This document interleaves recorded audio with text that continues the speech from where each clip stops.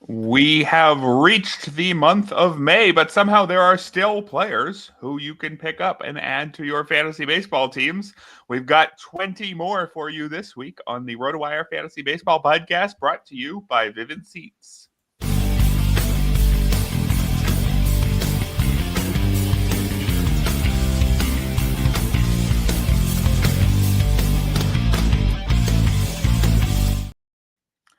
Hello and welcome, everybody, to the Saturday edition of the RotoWire Fantasy Baseball Podcast. Erik Halterman here with Ryan Boyer. And Ryan, may the third be with you, as they say. Is that what they say? Somebody says we're a day early, I believe, for that. Fair enough. Well, no, I think tomorrow you say may the 4th be with you. I don't think say may the 3rd be with you tomorrow. That wouldn't make any sense. Yeah, let's go with that. Right. Not that it makes all that much sense today either. But anyway, we have a busy show today for you. Not quite as many of the exciting call-ups as we had over the last couple weeks, but still plenty of names. I would say it wasn't particularly hard to fill out today's sheet. Unfortunately, we have a pretty busy set of headlines as well, which, as usual, starts with some significant injuries. And we've got a pretty bad one right off the bat here. Triston Casas out the rest of the year, or I guess technically it's still likely done for 2025, but ruptured his left patellar tendon. Looks like that one carries a recovery time that could be up to a full year. So there's a chance we don't even see Casas at the start of next year. This all just came from awkwardly stepping on first base, trying to beat out a ground ball yesterday. Really rough one for Casas and the Red Sox. Yeah, that was the same way, I guess. Wasn't that the same way Acuna suffered his first ACL tear in Boston, lunging for first base and landing awkwardly on first base? Yeah. I feel like Rings that's a bell. My memories bringing that up, but yeah, bummer for Triston Casas. Like you mentioned, that's the potential to maybe even like mid-season if he even has one little hiccup along the way. Next year, we won't see him again. And what's his contract situation? He's under team control through 2028, so he's still ARB eligible this offseason for the first time. So still going to be with Boston for a while longer. But I think it's fair to say relative disappointment that he's been so far at the big league level. Certainly has shown flashes. Injuries have played a part as well. What are the Red Sox going to do at first base? It sounds like Alex Cora doesn't want to move Devers there, which it just seems weird to me. Like something weird is going on there. They didn't give him any reps. I don't think he played third base at all this spring, other than take fielding grounders pregame and stuff like that. Didn't take any reps at first base, but he's just such, I feel like, the obvious guy to play first base for them. I would think he would welcome it as badly as he wanted to stay at third base. I would think he would want to play in the field, but Alex Cora seems pretty adamant. Craig Breslow was less adamant, but who ultimately makes that call? I guess it's going to be, for the time being, Romy Gonzalez, who's not completely uninteresting. Hitting the ball hard this year. He's got a little bit of pop, a little bit of speed. But, he really should be a part-time player. I feel like he can he can be interesting in deeper leagues if he does indeed get regular run. But I feel like we're going to see cooler heads eventually prevail, and Devers is going to play there. At least that's what I'm hoping. What's your read on the situation? Yeah, that would be my assumption. And then the fact that we're not hearing that, should we read into that maybe some pessimism about Devers' health, perhaps? Is the team scared to have him out on the field in any capacity, even at first base? That's one way that we could read this situation. If they're adamant that he's going to stick at DH, that probably means they don't think his body can handle anything else. But man, it would make a whole lot of sense, and it would ease all the problems that the Red Sox have with positional overcrowding. And as we got this question here, could Roman Anthony be an option at first base? I believe the team has already said the answer to that is no. Yeah, He is basically related, ruled out right? both Roman Anthony and Marcelo Meyer as playing first base. Vaughn Grissom has played some first base at Worcester, so he could potentially be an option. But they brought up Abraham Toro, who's got some significant major league experience. He could get some reps at first base as well, but really hope it's going to be Devers. But Alex Cord doesn't seem super excited about that prospect. Yeah, I could see them doing something to get Meyer or Anthony in the lineup, but it would require, say, Trevor Story or Alex Bregman moving to first base with Meyer handling one of those spots, or it would require Devers playing first base if Anthony is going to be the DH or be one of the outfielders pushing one of the outfielders to DH. So this could accelerate the timeline for one of these exciting prospects. I mean, the Red Sox do have more than enough hitters to handle a major hitter injury. It's just at the wrong position. So presumably they'll rely on everything we know about the defensive spectrum and move somebody down and make it all work. But it's definitely true that the way they're describing it right now, they're not going to do that. And that is strange. Or they're just going to sign Anthony Rizzo and stick him True. at That first could be fun. base. That could be fun. Still out there. Yeah. He might be able to perform as well as Romy Gonzalez, but you'd think the team could do better than a Rizzo Gonzalez platoon. We almost had another rather major stepping on a bag injury yesterday. I suppose we still might have. Jose Ramirez also hurt himself stepping on first base, but so far he's only been diagnosed with a mild right ankle sprain. Now, Jose Ramirez is not in the lineup today, Saturday, against the Blue Jays, but with mild in the diagnosis, I got to imagine even if he does wind up hitting the IL in the next couple of days, it would be a pretty short stint. Yeah, it seems like they're holding him out as precaution. I know Stephen Vogt mentioned that the artificial turf in Toronto is a factor as well, so I wouldn't be surprised if he sits out the rest of this series. But it sounds like he's going to avoid the IL in all likelihood. He had that wrist scare, remember, earlier this season too, that looked pretty bad, and he, I think, missed one game and then homered in his first at bat back, something like that. Seems to be a quick healer, Jose Ramirez. But yeah, it's looking like he's going to probably avoid the IL at this point, consider it more a day-to-day proposition. Yeah, Jose Ramirez has played at least 152 games in 7 of the last 8 full seasons.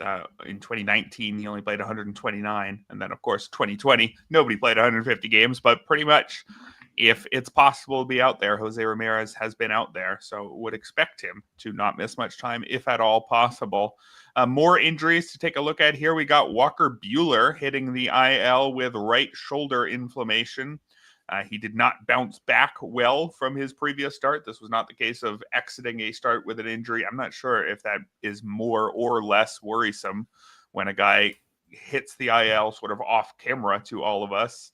Walker Buehler doesn't have the most durability at this point in his career, and he doesn't have ace stuff either, although 4.28 ERA, 1.22 whip was serviceable in deep leagues. Are you holding on here, or do you think that there's not really anything worth coming back to? I would try to hold if you can. I mean, he's been solid, I would say. You'd like to see more strikeouts. I don't know if those are all gonna come back. But I think he's showed enough to where he's probably a hold. It seems like I've seen right shoulder inflammation. I feel like I saw one place said right shoulder bursitis as well. Either way, it seems like it's trending toward a minimum IL stint. Obviously, anytime the shoulder's involved, you're got to have a little bit of caution. But I would do my best to hang on to Buehler if you can. All right, sounds about right there. In the short term, Hunter Dobbins was recalled to start today. Maybe he's worth adding, but probably looks like only a temporary spot start or two for him. Elsewhere in the AL East, we've got Jazz Chisholm, who has been dealing with a side issue for the past few days. He was just placed on the IL yesterday, Friday, with a right oblique strain. And it's a high-grade strain, expected to miss 4 to 6 weeks. So I'm pretty sure we're holding on to Chisholm wherever we can. But this is unfortunate and part of the package with Chisholm. Any opportunities this opens up for anybody else in this Yankees lineup? Yeah, Yorbeat Bibas looks like he's going to get regular run at least against righties. He's a left-handed hitter, more of a floor guy. He's got really good plate discipline. I think he's got almost twice as many walks as strikeouts at AAA this year. Not much power, not much speed. Decent stolen base totals in the minors, but the scouting reports say he's got more average speed. So I don't know if you can really count on that translating at the major league level. But I mean, not a bad idea to get a piece of the Yankees lineup where you can, even if he's sitting towards the bottom of the lineup. So I think he could have some utility in deeper formats, especially with that left-handed swing at Yankee Stadium. But not a guy who you're exactly rushing out to the waiver wire to add. All right, and we got a couple call-ups, but we're going to mention them both later in the show. So I'm just going to tease their names now, and you'll have to wait a little bit for fuller analysis because Coby Mayo was called up by the Orioles. I'm going to be talking about him in our priority ad section soon. Finally, we have him up after I've cut him everywhere. And Hye-Sung Kim looks like he is about to get the call for the Dodgers. If you want more thoughts on him, that's going to be at the end of the show. He's just a budget ad for now. But let's move on over to our priority ads of the week. Starting on the mound, Ryan, where you've got the top reliever ad of the week. Who is that? Yeah, I'm going to go with Shelby Miller. He got the first save for the Diamondbacks post Justin Martinez and post AJ Puck injuries. And Shelby Miller's looked really good this season. He has yet to give up an earned run, 15-4, strikeout to walk rate over 13 2/3 innings, and also suppressing hard contact really well. Ranks in the 95th percentile in exit velocity, 89th percentile in barrel rate. Velocity is up a little bit, more of a focus on his splitter, which is really good, particularly against lefties. Coming off kind of a weird 2024 season, he was really good for most of the year. Tigers used him a lot in high leverage spots, and then he just kind of fell off abruptly late in the year, and then they released him. His numbers at the end of the year were still pretty decent. I think his whip still wound up below 1 for the season. So kind of a strange end to the 2024 season, but he settled for a minor league deal with the Diamondbacks and looked good early on. I suspect if Kevin Ginkel had been healthy all year and didn't just come back, he would probably have the edge over Shelby Miller for saves. He's done it before and has proven to be a pretty quality reliever the last several years. But Ginkel did pitch before Miller in New York for that first save chance for the Diamondbacks this week. So generally, if that works out, and it did on that occasion, that's what the manager is going to go back to the next time.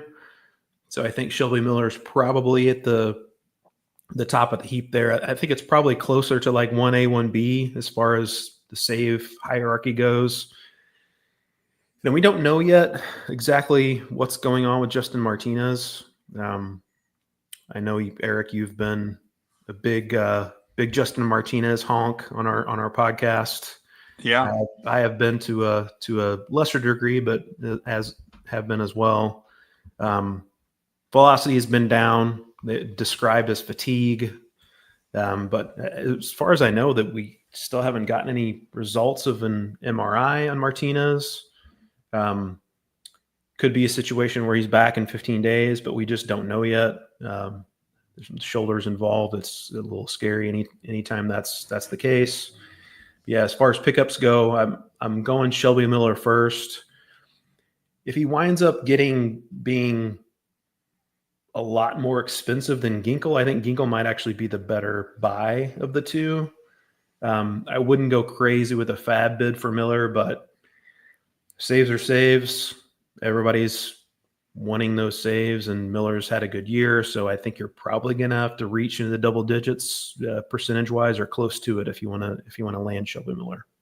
Yeah, that sounds right to me. And this is one of those situations which could change if the Diamondbacks get any saves between now, Saturday afternoon, and the fab deadline on Sunday night.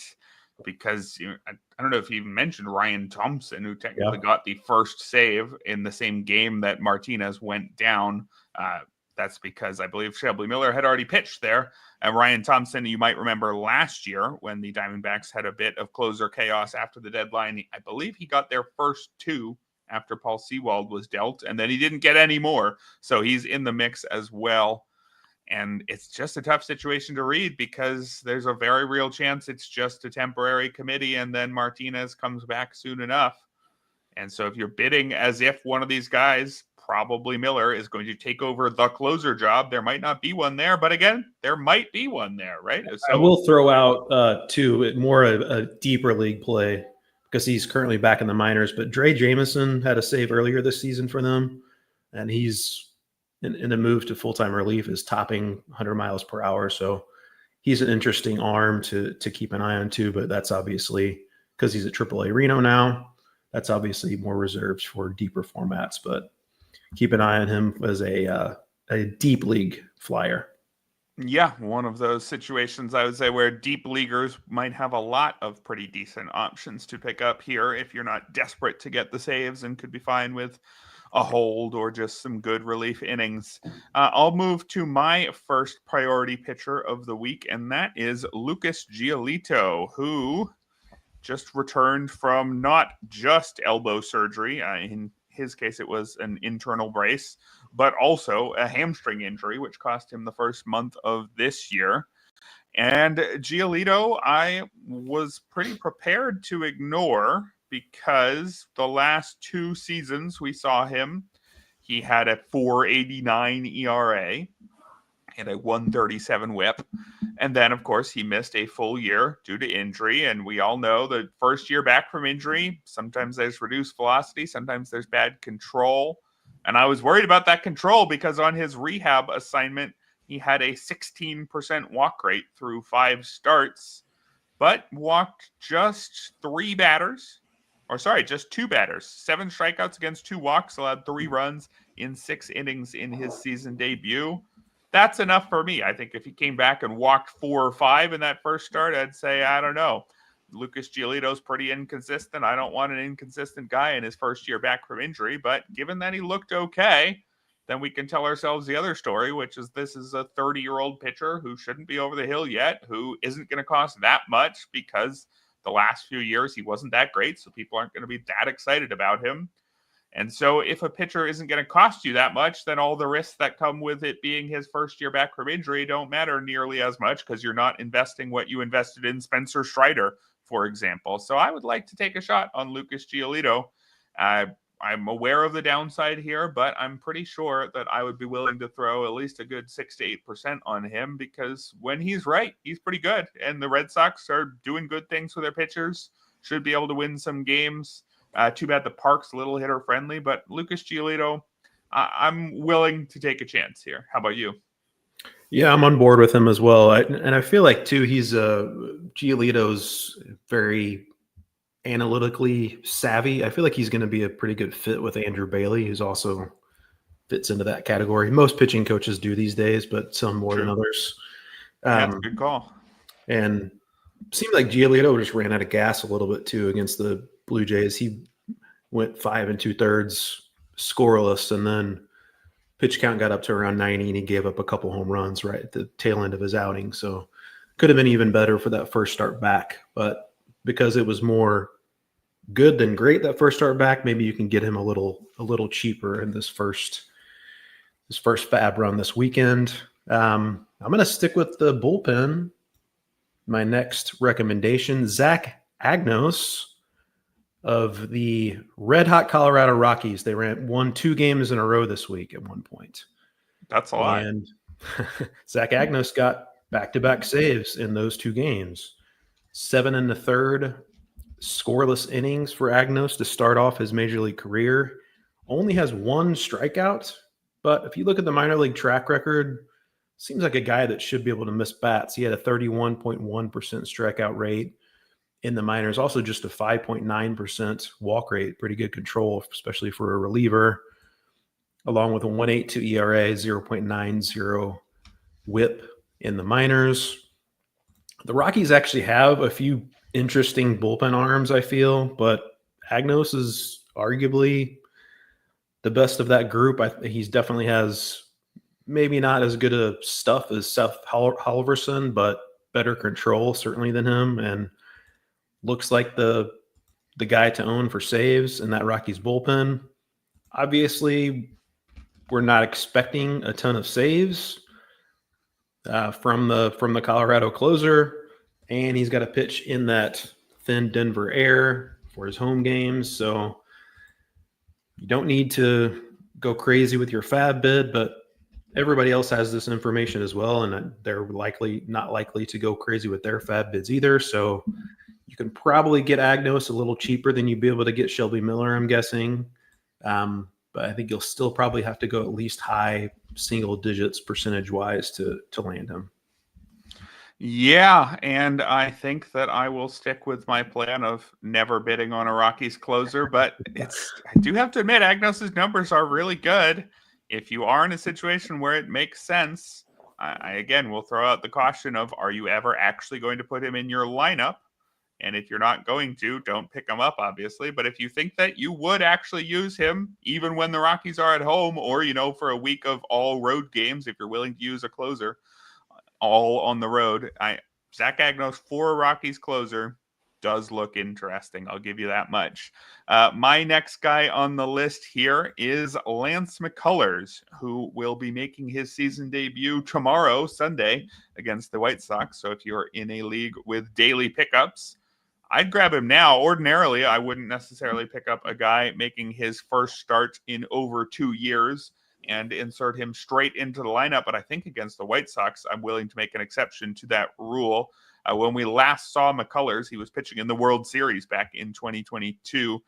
He's missed, again, 2 full seasons, rehabbing from flexor tendon surgery, some setbacks in there as well.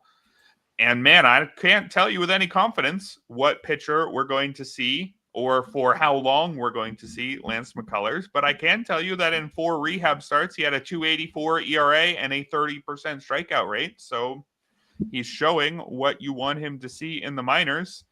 This is a guy with a 3.48 ERA for his career. Lance McCullers is a very good pitcher, or at least he was, back in the end of the last decade.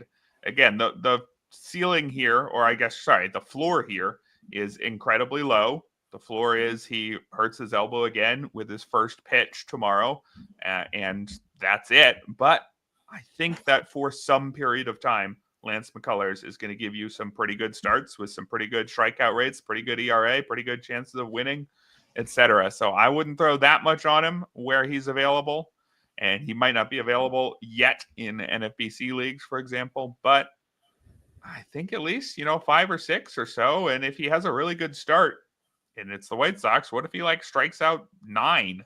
I wouldn't put it past him. He could be getting some real bids everywhere that he's available this weekend, because we remember seeing him on the highest stages pitching like he belongs there. So really wide range of outcomes here for Lance McCullers, but I think I want him on my team if I can afford it, just in case he hits the high end. Yeah, I agree with everything you said there. I think he's probably maybe a tier below Giolito as far as starting options, but that's more just to do because you have a little more faith that Giolito can hold up physically. Yeah, I think that's true. But McCullers, as you mentioned, when he's been on the mound, been pretty good, even though those starts have been few and far between. Griffin Canning going to be my next recommendation. Off to a great start, as the entire Mets rotation is. 2.61 ERA, strikeout per inning. Walks are a little high for Canning, but he's managed to mostly pitch around that. Average velocity with his four-seamer, but it really plays up because he's got good IVV on that pitch, produced a 2.49 expected WOBA. Also, the slider spin is up with the Mets, and the changeup spin is way down, which is a good thing for changeups. Don't know exactly what the Mets have done with him as far as like mechanics or delivery or what they've done exactly, but it's worked out clearly so far. And a couple of years ago, we were relatively excited about Griffin Canning. He was a pretty good bat misser. I think we were more worried about could he stay healthy because he had some injury problems, but he's not that far removed from being a pretty interesting pitcher. And I think the Mets have earned a lot of benefit of the doubt at this point. They've done well with kind of middle of the roadish pitchers, and Canning fits that bill. Once they're all healthy, I don't know that he's necessarily going to have a spot in the rotation, but it doesn't look like they're going to be fully healthy anytime soon. So Griffin Canning should still have some leash here and pitching in front of a really good team. So I think he's relatively rostered already, upwards of 40% almost in Yahoo leagues right now. So might not be available in your league, but particularly in like 2-start weeks when he's got good matchups, I would want to roster Griffin Canning. As far as a fab bid goes, wouldn't go crazy for it, but throw 5 to 6% at him, and I think he could be worth it. Yeah, I would agree. Griffin Canning, a solid option. Just really like anybody getting away from the Angels, like anybody joining the Mets, especially a pitcher joining the Mets. It's a great place to pitch. And I've said it before, but anytime a pitcher changes teams these days, I'm a little bit intrigued just to see, all right, is working with a new staff going to lead to a couple tweaks that unlock something? And it seems like that's the case with Griffin Canning. Let's move to the priority hitters, but stay in Queens because I've got another Met here. Luisangel Acuna is somebody who I wasn't sure I wanted to recommend in the early part of the season because at first he was behind Brett Beatty in the battle for playing time at second base. And then right as he was moving ahead of Beatty, Jeff McNeil was about to return, so it didn't really look like there was going to be a window for Acuna. But since McNeil has returned, Acuna's still playing, not every day, but pretty regularly because McNeil's spending a lot of time in the outfield. It seems like the Mets really like Luisangel Acuna and don't want to remove him from the lineup any more than they have to. Now, he's having an unusual and lopsided season. He does not have a single barrel so far, does Luisangel Acuna, which is a surprise given that he homered 3 times in his 14-game debut last year.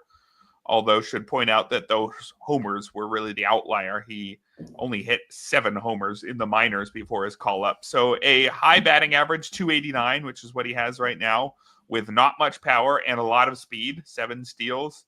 That's pretty much right in line with what we should expect for Acuna going forward. He makes pretty good contact. 19% strikeout rate is a couple ticks better than league average, and his average exit velocity is right around league average. He just pounds it into the ground, so we're not going to see a lot of homers, but slap your way to first base, steal second. I mean, that's a profile that we would get pretty excited about if it was a call-up just coming through, if it was, Caleb Durbin or Chandler Simpson or something. Acuna's not as extreme as Simpson, but he's playing, and he's got a major league capable bat so far, it looks like. So I'm more confident in him than I was this time 1 month ago. I think even in some shallower leagues, if you need speed, you can go get Luisangel Acuna for maybe a 3 to 5% bid. Going with Daulton Varsho, my next recommendation. Off to a good start after returning from shoulder surgery. Got a couple home runs, 1 stolen base his first 4 games. Been creeping up in the Blue Jays lineup. He batted cleanup in his last start on Thursday. Good thing about Varsho is his glove is so good. He's going to be in the lineup regardless of the handiness of the pitcher most times. And that was the case this week in his first game back. He started against Garrett Crochet. We know that Daulton Varsho is going to be a batting average liability. Strikes out quite a bit and hits a ton of fly balls. That's just not conducive to a good BABIP. So he's going to be a batting average liability, but look at his 3 full seasons. He's averaged 22 home runs and 14 stolen bases. So I think he can be useful in fantasy, especially your roto leagues with 5 outfielders, even if it might be a little bumpy along the way. Wouldn't go crazy for a fab bit, but 4 or 5% on Daulton Varsho, I think could be worth it. Yeah, that playing time certainly helps. And if you got extra points for circus catches, he'll help you there as well. If you saw that amazing catch where he tripped over himself at the warning track earlier this week and then somehow made the catch anyway. He's a talented player, a lopsided array of talents, but a talented player, certainly. My next priority hitter here is the guy I teased in the intro. Coby Mayo is getting the call to the Orioles today, Saturday. I have not yet actually seen the corresponding move for that one. It could be Ramon Urias heading to the IL, and if it is, that would make me more interested in Mayo, who's getting his chance because of that potentially minor injury to Urias, but also Jordan Westburg on the IL with a hamstring injury himself. Problem is, Westberg's injury doesn't seem like it's going to be that long term. So if Westberg returns within a week and Urias is not heading to the IL, then this could just be a very brief call up for Mayo, in which case I don't want to throw that much at him. But I also do want to throw that much at him because he's a very talented prospect who's just been on the verge of making his debut for over a year now because the Orioles have so much depth. If he was on an organization, he'd already be up and probably working through his first set of struggles at the big league by now. He'd probably already be slumping and trying to get back to being the player we expected. He is somebody who has real power, real swing and miss concerns as well, although he got his strikeout rate down to 21% in 28 AAA games to start this year. That's down from 25% last year. It did not work in his very sporadic big league time last year. 17 games, hit .098, struck out 48% of the time. But Coby Mayo is a lot better than that.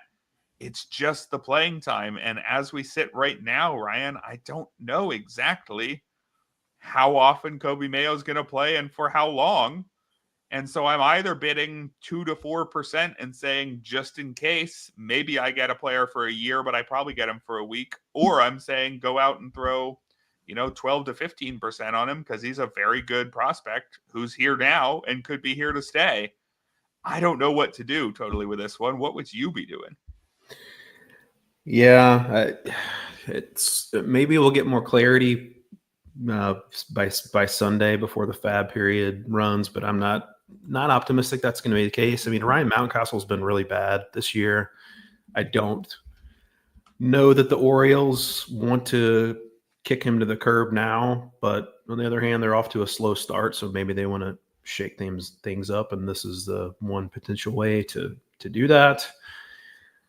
But I think probably the best path is to throw a modest bid at Coby Mayo and hope that you get lucky in terms of how his playing time shakes out, because I'm not terribly optimistic that it's going to be work in his favor, at least not right away. Sal Frelick, give me my next recommendation. Bulked up over the offseason. Sal Frelick did. His batted ball data is up a little bit, but that's all relative because it was last season really, really bad, and now it's just kind of bad. But most importantly, Sal Frelick makes a lot of contact. Strikeout rate of just 12.2%. That's helped him produce a 307 batting average so far. More or less earned as well. He's got a 278 expected batting average, which is in the 76th percentile.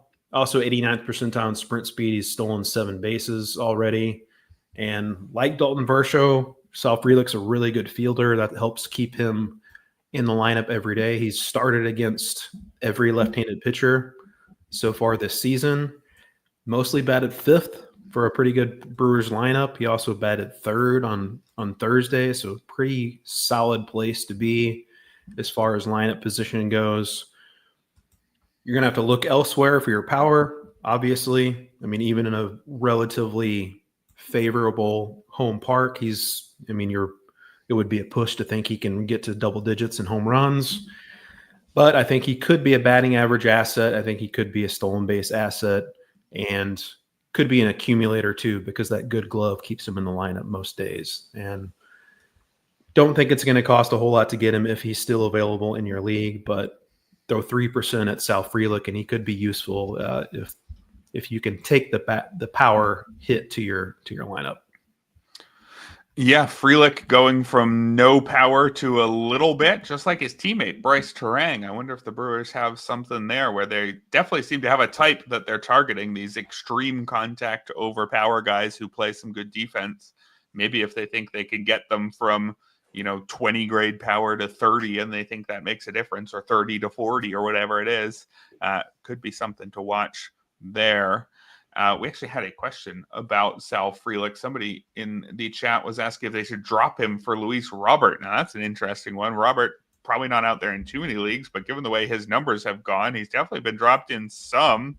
So you've got a rather boring Sal Frelick who looks more usable and interesting this year. Would you rather have somebody like that, or would you rather have somebody like Luis Robert, who's expected to be really something, and, well, he's running? So if you're in a roto league, you probably stick with him because of his 13 steals. But if you're in, say, a points league, he's hitting 189, 5 homers. That's a trouble here for Luis Robert.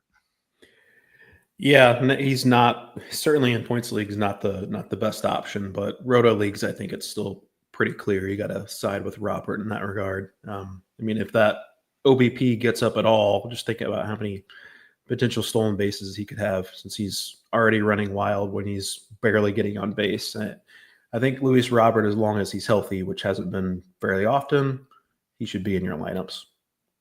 Yeah, I'm right there with you. Tough to look at his batting average, especially right now, but I think he does still need to be there.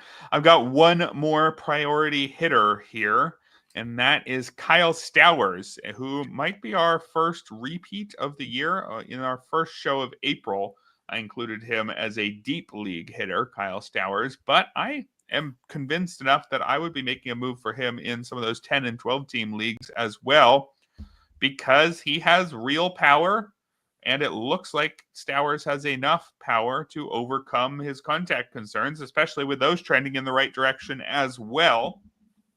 Just take a look at his strikeout rate heading into this season was 34%. That's just too high. You need to have elite power to make a 34% strikeout rate work, and he didn't have it. He had a 10% barrel rate. That's a good number, but that can work with a 25, 26% strikeout rate, not 34. Now this year, Kyle Stowers in 29 games has cut the strikeout rate to 28%. That probably is a number that would work even if he was only barreling up 10% of batted balls, but he's all the way up to 17% with his barrel rate this year.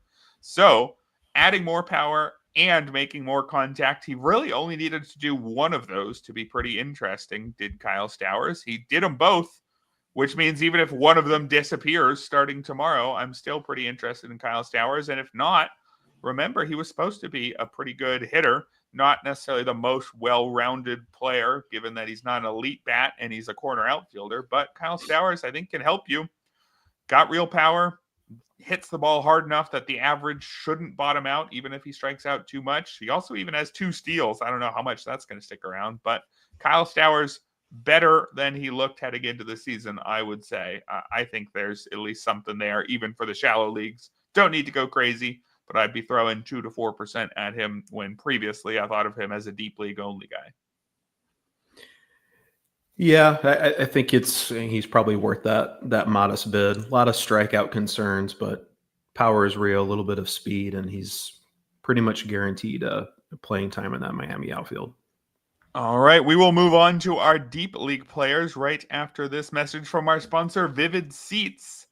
Finally, baseball is back this MLB season. Knock it out of the park with Vivid Seats and score great tickets to the biggest games of the year.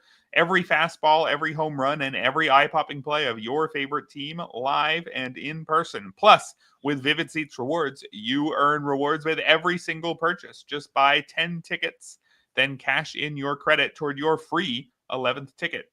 Talk about an easy win, and here's a pro reward tip. When buying tickets for your whole group, split the bill and make progress toward your free 11th ticket even faster. From behind the dugout to the upper deck, Vivid Seats has great tickets for all the 2025 games that matter to you. Just visit vividseats.com or download the app today. Vivid Seats, experience it live. See vividseats.com/rewards for terms and conditions. And Ryan, we will be moving to our deep league pitcher ads, but I'm seeing some questions about Shelby Miller in the chat. I just wanted to collect them all real quick. Just trying to get a sense of who you'd actually drop for Shelby Miller right now, given that we think he's in the lead, but we don't yet know for sure that he's a closer. Question about dropping Kirby Yates for him, dropping Lucas Erceg for him. Dropping, I assume that's Trevor McGill for him. I don't know if I'd do that one, but any of these guys, where about is the line for Shelby Miller? Yeah, I would be fine with cutting certainly Kirby Yates for him, and I would cut Erceg as well. As far as McGill goes, I'm not making that move, even though I do have some concerns about him health-wise. He hasn't been as dominant as he was last year. But yeah, I think you can cut Yates or Erceg for Shelby Miller, even with the somewhat uncertainty about how many saves he's actually going to get.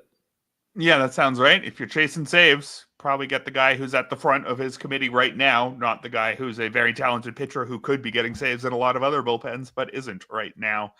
Let's move to our deep league pitchers. Ryan, who's your first on the list? Got Ben Kasparius.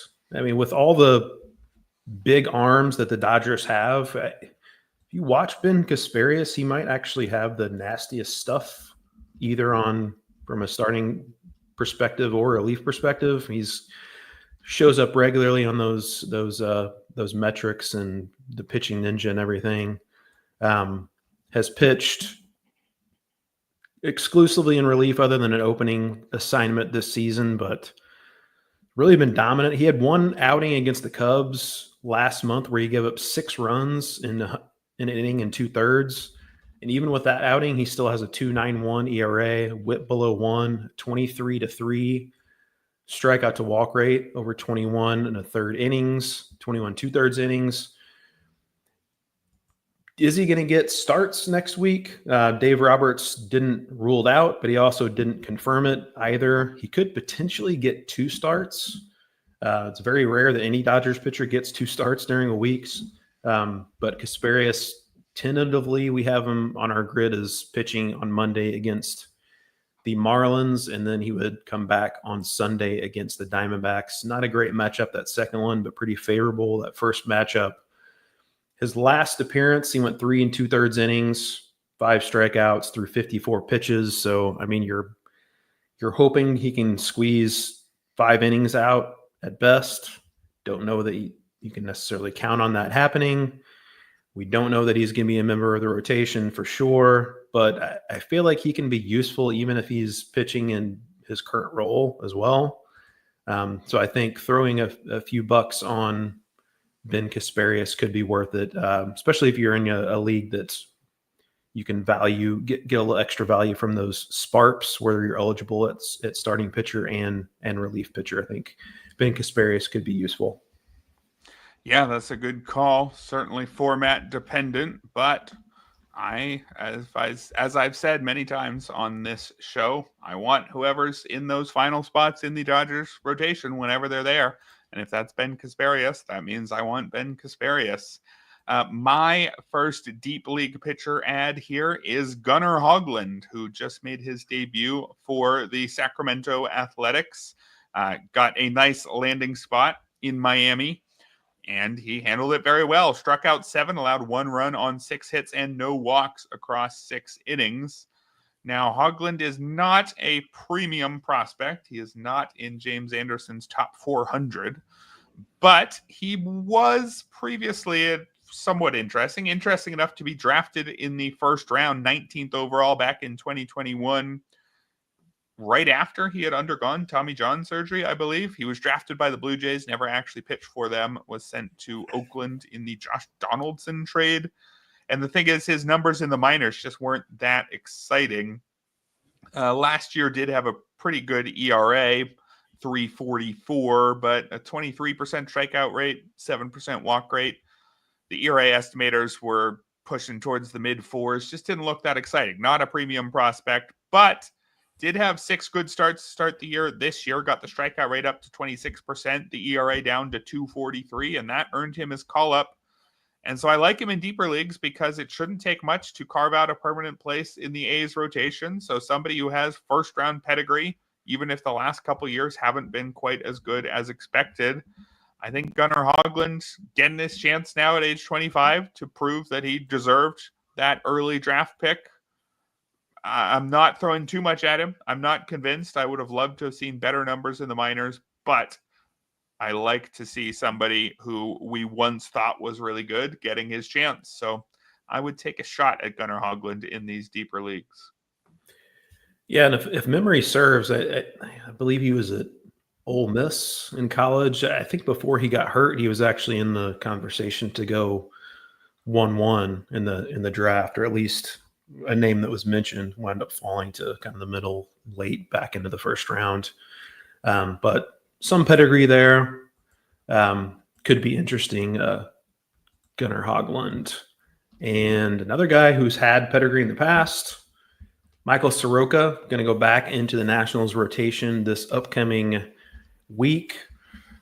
Last year with the White Sox, did not work out at all as a starter, but did some very interesting things late in the year as a reliever, ditched a 2-seamer for a 4-seamer, struck out 60 over 36 innings in relief with the White Sox. That earned him a pretty lucrative 1-year deal from the Nationals, who wanted to take a shot on him as a starter. Showed some flashes this spring. Ultimately, the numbers weren't great, but looked good at times. His velocity was up in his first start before he went down with a biceps issue. Going to come back next week. His last minor league start had 11 strikeouts last night, 18 whiffs on, I think, like 94 pitches in his start at AAA. I don't know what to expect, honestly, from Michael Soroka, but he's shown us enough interesting things as a reliever that I like the idea of taking a shot at him in deeper leagues and maybe just keeping him on the bench for now and just seeing where it goes, because I think it could be at least a moderate payoff if he can stay healthy and throw enough strikes. Yeah, Soroka keeps showing just enough to keep people interested. And yeah, I think I'm still interested. So I'm with you on this one. I've got another deep league pitcher here, although first I want to mention this name from the chat, Eury Perez. We got the update just yesterday that the plan is for him to make 6 more rehab starts. So if you math that out, we have a projected return date of June 6th for him. So a little bit over a month. So if you have the space on your bench to have him sit there for a full month, yeah, go get Eury Perez. All the caveats about guys in their first year back from major surgery apply, but he's really, really good. So if you can afford to wait a month, yeah, wait a month there. I have a stash for you who you could be waiting a month for. You could be waiting a week. You could be waiting longer. I don't really know. Noah Cameron got the chance to make his major league debut for the Royals this past week on Wednesday. He took a no-hitter deep into the game, into the 7th inning, before giving up a hit to Curtis Mead. That was the only hit he allowed in 6 1/3 scoreless innings. But Noah Cameron also only struck out 3 and walked 5, so hard to fully say that he had an outstanding major league debut. And the Royals were unconvinced, or maybe they were going to option him back after the outing. Either way, he is back in the minors, but the fact that he has debuted means he's available for pickup in leagues like NFBC, where you can't stash someone who hasn't debuted yet.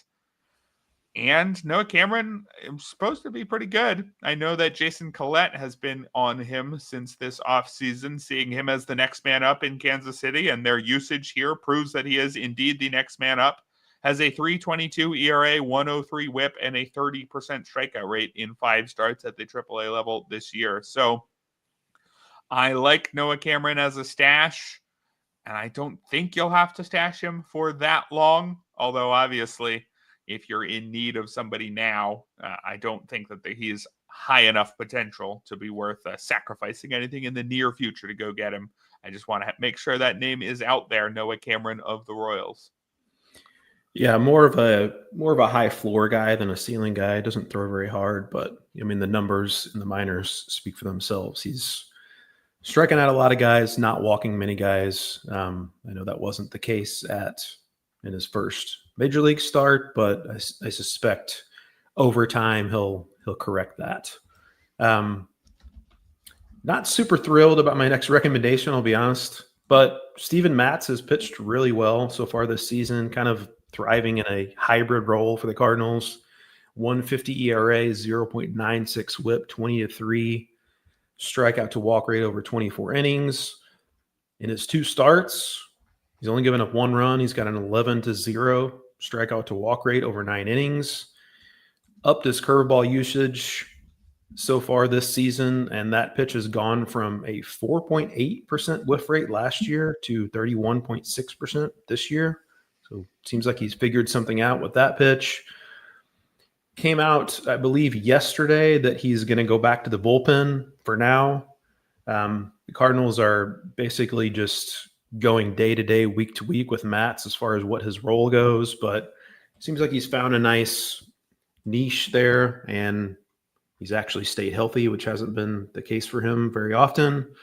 And again, a guy who, if you have a guy with SPARP eligibility, if that's useful in your league, he could be useful. And we don't know when the next start's going to come. Could be next week, could be the week after, could be the end of May, but I think he could be useful in deeper leagues, Steven Matz.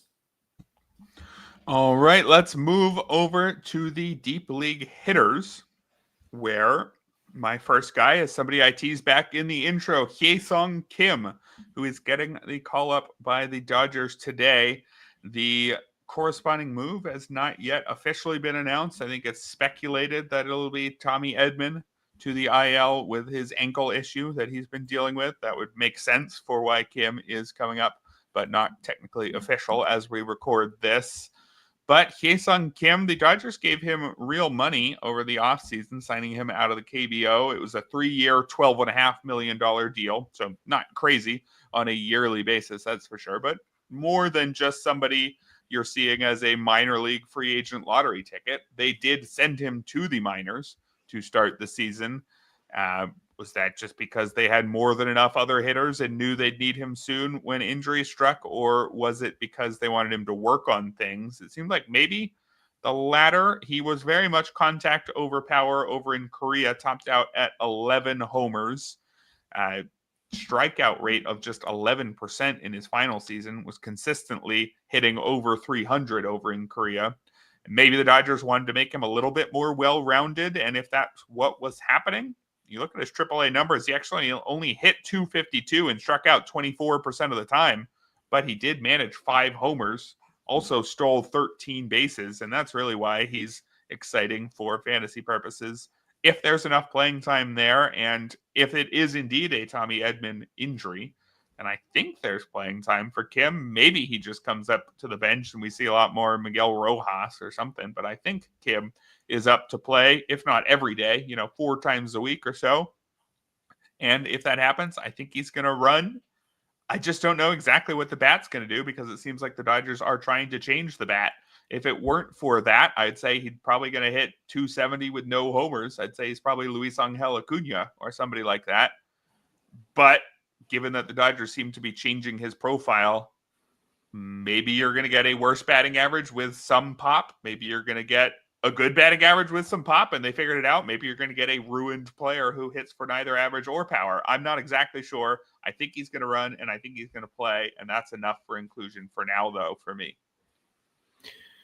Yeah, and I was looking on Twitter to see if there was an update on the official corresponding move. Nothing yet on Tommy Edman or any other move for the Dodgers, but I did see Coby Mayo not in the Orioles lineup today, so we're off to a great start with that.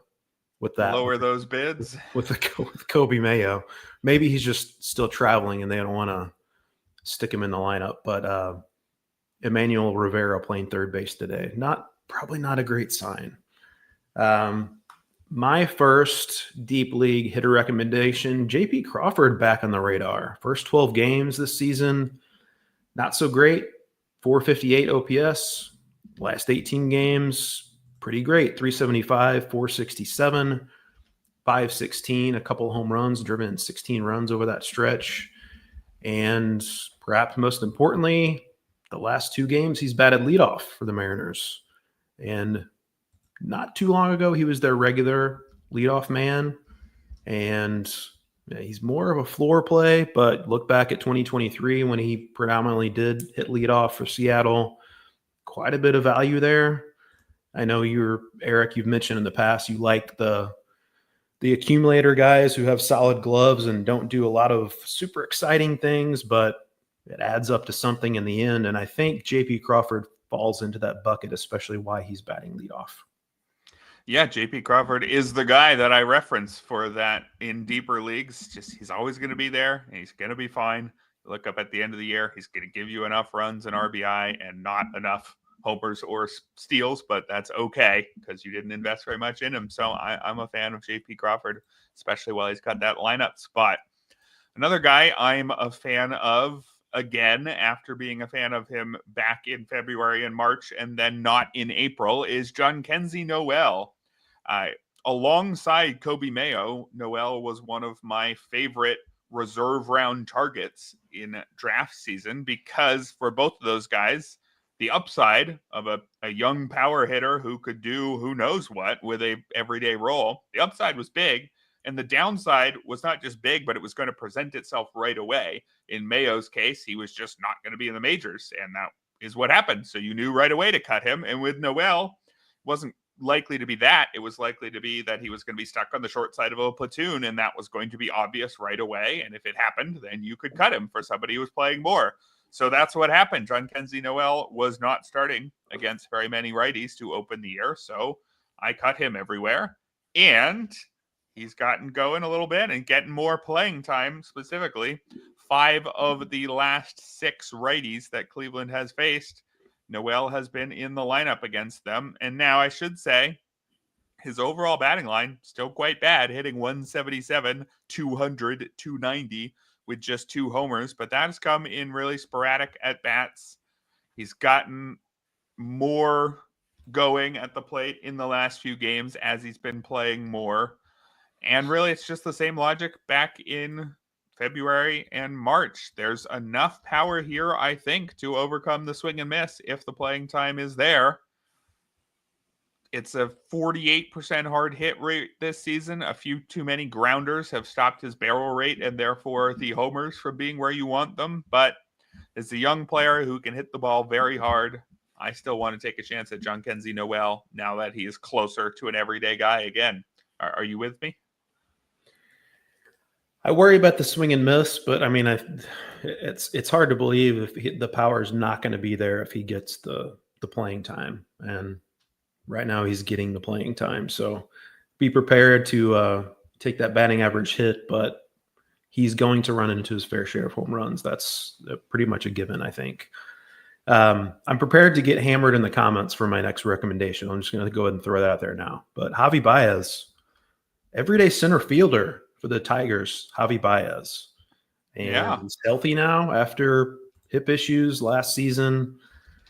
He's done really well lately. 341, 372, 634 over his last 12 games. He's homered in 3 straight games.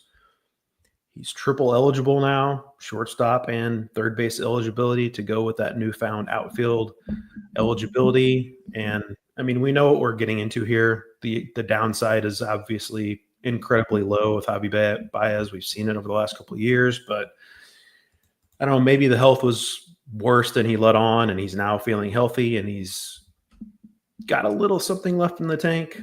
I'm not optimistic he does, but it's deep league. He's hot. He's multi-position eligible, and there's certainly some past success there. So with my most lukewarm recommendation, I'm going to recommend Javi Baez. Yeah, you got a couple negative comments about Javier Baez, as we should. One pointing out that the Tigers are going to get some players like Parker Meadows and Matt Vierling back from injury, so maybe Baez's playing time slips. But I got to say, until it does, I'm with you on Baez as a deep league only guy, but a deep league guy for sure. And I don't normally think like this when it comes to fantasy pickups. I normally prefer numbers to narrative. But with Javier Baez, he strikes me as somebody who really plays worse when he's not fully engaged, but who has an extra level beyond most guys that he can get to when he's fully locked in. Just from having seen him, for example, I wasn't living in Chicago yet for his peak years. I caught a few games, but I moved to Chicago right as the end of Javier Baez time there, and he wasn't as good. But in the games when Wrigley Field was cheering for him and he got the crowd going early and maybe had some flashy defensive play, and every time he came up to plate, the whole crowd would stand and cheer for him. Man, it just felt like he could be the old Javier Baez again when he was fully there. And I got to wonder, is moving to center field just giving him a new challenge to activate his brain? Is he focused again? Is he a different Javier Baez than he was the last few years when he was an aging, bored middle infielder? Again, this is not the way I like to make my pickups, but I've seen it with Javier Baez. He just seems he's so electric when he's focused. And I don't know. I think there might be something there. Are you with me on that? Also, stole a home run too, so he's actually actually proving to be a quick study in center field. But yeah, a stroll down narrative street. I like it. Let's not bring back up though that at least for Mets fans that they once traded Pete Crow Armstrong for 2 months of Javier Baez. Let's not regurgitate. How's that one working out for him? Yeah. Well, I've got one more deep league name for you, or maybe a choice between a couple deep league names, but I did want to mention a couple names that are thrown out in the comments here. We got a question: should we drop Nick Kurtz for the next stash? Suggestions here being Jordan Lawler or Andrew Painter. I don't think we can drop Nick Kurtz yet, but I do have to mention he is striking out close to all the time. Is it still over 50%? Yeah, exactly 50% strikeout rate. He's hitting 258 anyway, but a little worried there. I don't think I would drop him in only 9 games, though, even in those very shallow leagues. I think I'd rather have him than those other guys. But Jordan Lawler and Andrew Painter as stashes, they make sense, I think, in a lot of formats. Lawler, who knows when he's coming up, but he's hitting really well. Painter still probably at least a month away. It seemed like he could be 2 months away, but he did just move up to AAA for his next start, so maybe he's closer than we thought. But it looks like you'd probably agree, don't drop Kurtz for those guys, but maybe drop someone if you've got the space. Yeah, Kurtz kind of similar to Coby Mayo last year, just striking out at an obscene rate. But I would not worry about that over the long haul. I think you got to stick with Nick Kurtz. I'd be more interested. I just don't know where Jordan Lawler is going to play. Right. It feels like we have to wait for an injury to happen, which probably will happen at some point. But Lawler's awfully good, so yeah. If you can handle a roster spot with a guy that has no clear path to playing time right now, that just needs an injury to take place, but the upside's so high with him that I like it. Painter, obviously, the upside is massive with him too. But as you mentioned, probably at least a month, probably more than that. The Phillies already. Taijuan Walker is getting booted from the rotation after actually pitching pretty well. The Phillies don't have an obvious spot for him in the rotation, so they could slow play this if they want to. So as high as the ceiling is for Painter, I'm just not counting on a ton of redraft value from him this season. Yeah, I think that seems right. It's still pretty likely that Painter is still in the minors in July. If the Phillies are able to stick to their original plan there, like you said, they don't exactly have a need. But we will end the show with your choice of one of my final 2 guys here. I'm talking to either of the AL East injury fill-ins. Do we want to say Romy Gonzalez filling in for Tristan Casas? Romy Gonzalez was already Casas' short side platoon partner. We talked at the top of the show about how there's a whole bunch of options the Red Sox have to replace Tristan Casas in-house with somebody better than Romy Gonzalez, but they've so far seemed to say no to all of them. And it's Romy Gonzalez who's starting today. So if he is an everyday player for a good lineup in a good park, it doesn't really matter that he's just Romy Gonzalez. He might be good enough in those deeper leagues. So do we like him more, or do we like Yorbit Vivas, who is getting some playing time in the absence of Jazz Chisholm? I don't know if I'm too excited about Vivas, but he's got the potential for a month to 6 weeks of starts here. He showed good plate discipline in the minors, regularly stealing 20-plus bags. Not really hitting for much power, though. If you could have your choice of an injury fill-in, who would you go, Romy Gonzalez or Yorbit Vivas? I think I'd lean Romy Gonzalez in a roto format. Just not sure how much, if any, power and speed that Vivas is going to offer. I think Romy Gonzalez has more to offer in that regard. But Vivas, as we mentioned earlier, really good plate discipline though. So if you're in a points league, he could be useful there. Just want to pull up this comment. I see on Twitter that Volpe landed on his shoulder awkwardly on a dive. On Twitter here, did not. They're saying he's staying in the game for now. So hopefully he dodged a bullet there, but something to keep an eye on. Maybe we can add Oswald Peraza to that list of deep league options as well. All right. We'll keep an eye on how that one develops. And that's going to do it for today's show. Thank you to our listeners. Thank you to everybody who hung out in the comments. Pretty active today. Thank you to our sponsor, Vivid Seats. And thank you, Ryan. We will be back next week, and we'll be back tomorrow, of course, Jeff and Scott, with the results of the pickups this week on the RotoWire Fantasy Baseball Podcast, brought to you by Vivid Seats.